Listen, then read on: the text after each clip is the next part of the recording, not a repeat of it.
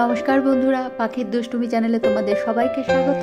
আশা করি তোমরা সবাই ভালো আছো, আমরাও ভালো আছি। দেখো, আজকের ব্লগটা শুরু করেছি দুপুর থেকে। দুপুরে ছাদে গিয়েছিলাম, ছাদে গিয়ে তো দেখলাম কুকুরগুলো গরুগুলোর সাথে খেলা করছে, এদিকে পায়রাগুলো খেলাও করে চলেছে।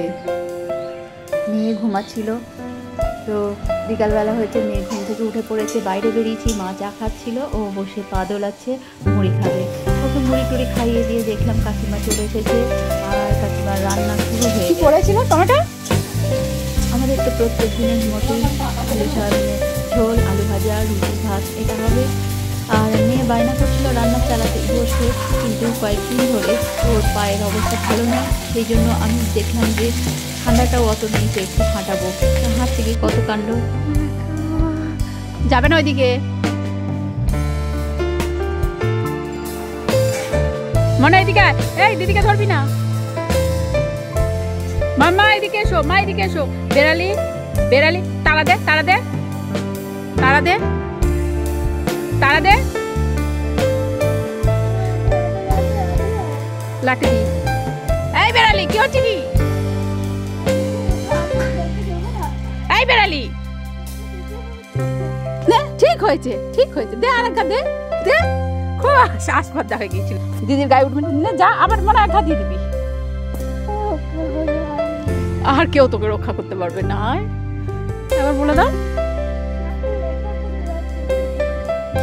চলে এসো, তুমি চলে এসো। ও পালিয়ে গেছে।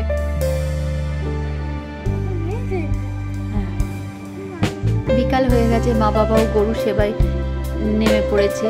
আর ওইদিকে গরুগুলো বাঁধা রয়েছে, আমার মেয়ে গেলে বিপদের আশঙ্কা, তাই মেয়েকে ওখান থেকে সরিয়ে নিয়ে এলাম। দেখো না, চলো বাইরে চলো। চলেছে।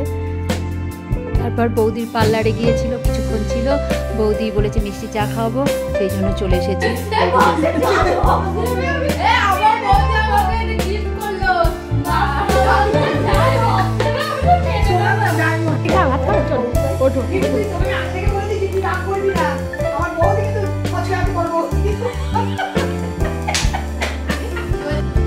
বড় ভাইদের মাধ্যমিক পরীক্ষা শেষ হয়ে গেছে। রাখি অনেকদিন আমাদের বাড়িতে আসেনি, আর 1 বছর ধরে ভাইজির পরীক্ষা বলে তো সব যে যার মতো করেছিলাম। আর সবাই মিলে তাই একটু আনন্দ করলাম। বৌদি চা করে মেয়েকে খাওয়ালো, আর রাখি এসেছে। সবাই মিলে সন্ধেটা হই হই করে খানিকটা কেটে গেল। অনেক দিন পর এইরকম আর একটা সন্ধে পাওয়া গেল। আজ এই পর্যন্তই। আমাদের ব্লগটা তোমাদের কেমন লাগলো কমেন্ট করে জানিও। ভালো লাগলে একটা লাইক করো, আর দেখা হচ্ছে পরের ব্লগে। ততক্ষণের জন্য তোমরা সবাই খুব খুব ভালো থেকো।